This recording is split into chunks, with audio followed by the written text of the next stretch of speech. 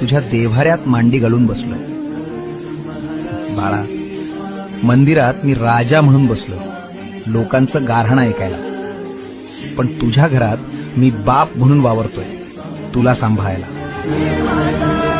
प्राण समर्थ जीवनाचा अर्थ म्हणजे श्री स्वामी समर्थ. घेऊ नको आहे भागी माझे स्वामी समर्थ.